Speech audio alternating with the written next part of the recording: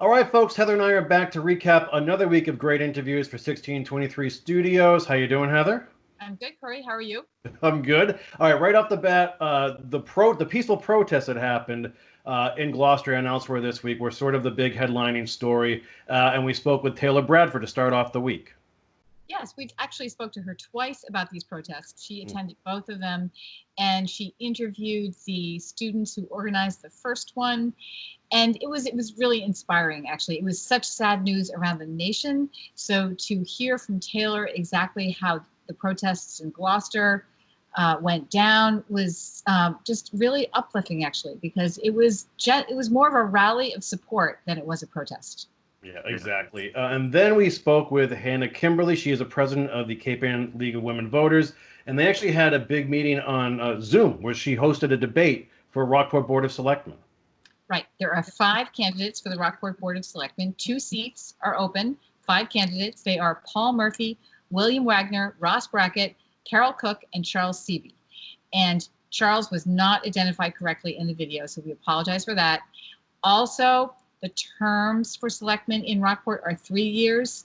Hannah had identified it as 2. So we apologize for those mistakes, but it's still a nice interview, and you should listen to Hannah Kimberly talk about it. And for what it's worth, you don't have to be a woman to be part of the Cape Ann League of Women Voters. We learned that too. Exactly. I hesitate to say, but I'll admit I didn't know that.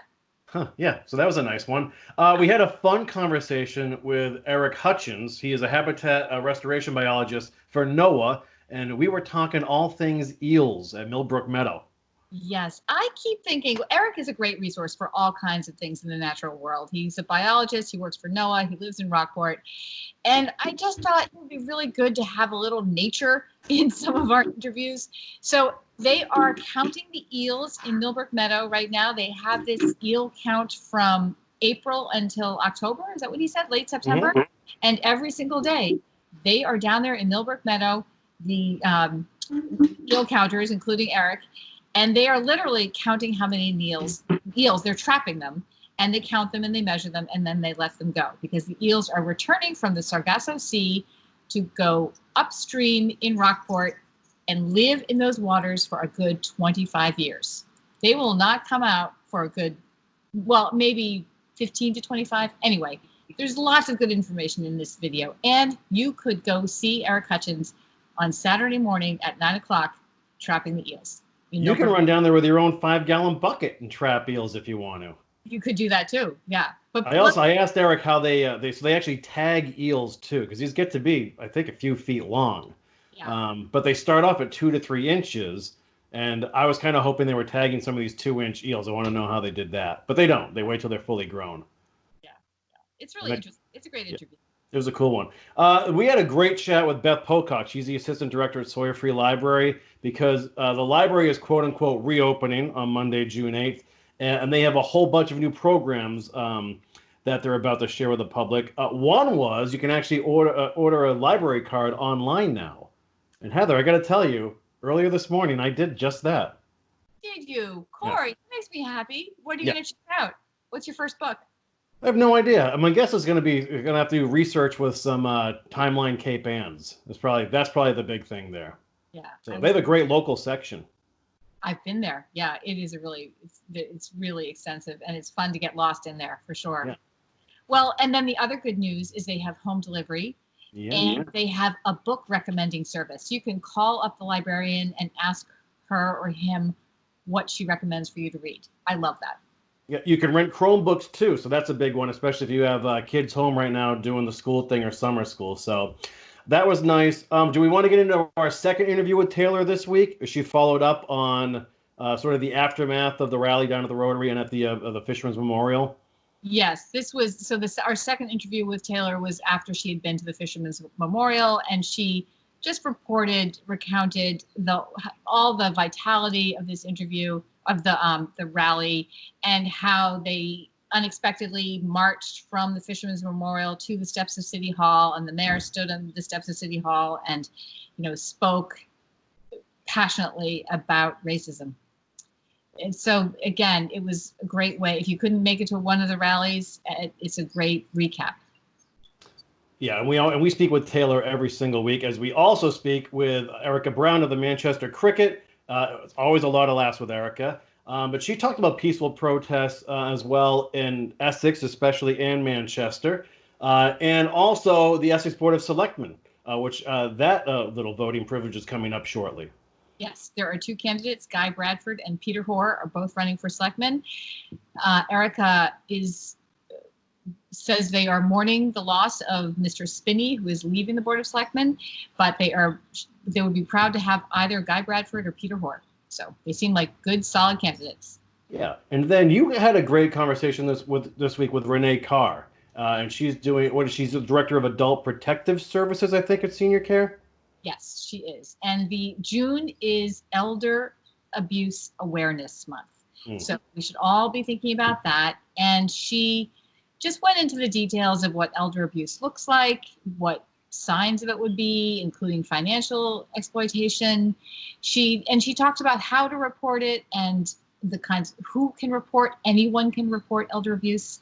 Often it's a caregiver or a family member, but it can be if you have a neighbor and you have any concerns. The number is in the interview. Actually, I can give it here. It's 1-800-922-2275. And she also noted that abuse reports have been down during the pandemic, and that is actually not a good sign. It's often a sign that they're missing a lot of these issues. So they're anticipating that when all the doors open up, there'll be a lot of concerns. So just something to be aware of. Right. And then we ended the week, Heather, with a great conversation with Gloucester Police Chief Ed Conley. That guy's awesome to talk to, huh? Gosh, he is so awesome. He really is. Yeah. You talk about being on point. So yeah, we spoke to him about his participation in the youth peace movement's protest at the road. We keep calling it a protest. It really was more of a supportive rally than anything. And they actually helped worked with those young people who organized it to make it a safer event. And Chief Conley actually took a knee in that photo op that we all saw from earlier this week. Yes, and we opened up by asking him if he had known, if he had gone into this, arrived at the rally, anticipating that he would kneel in support with the students. And he said no. He had just come from Boston, where he is actually doing extra duty. The Massachusetts Chiefs of Police Association have an organization where they, in distressing times, like it can be a weather event or some sort of crisis in a community, the chiefs of police will go there and police. So our chief of police had been doing that all week. He had been in Boston. He had just come from Boston, from those streets, and seeing what was going on there. He arrived at the rally on the Rotary. He stood with those students, and he felt just so emotional that they asked him to take a knee, and he did. So it was a nice moment. Nice Yeah, I interview. learned a lot. I had no idea that the Chiefs were sort of on call to actually police if need be. So pretty amazing stuff. And of course, we end each week with a conversation with State Senator Bruce Tarr. He touched upon a number of different subjects today, including the reopening, phase 2 of the reopening, which we believe kicks off this Monday. And we'll see how all the businesses and the public at large respond to that. And we also talked about some important facts and figures: May revenue, unemployment numbers.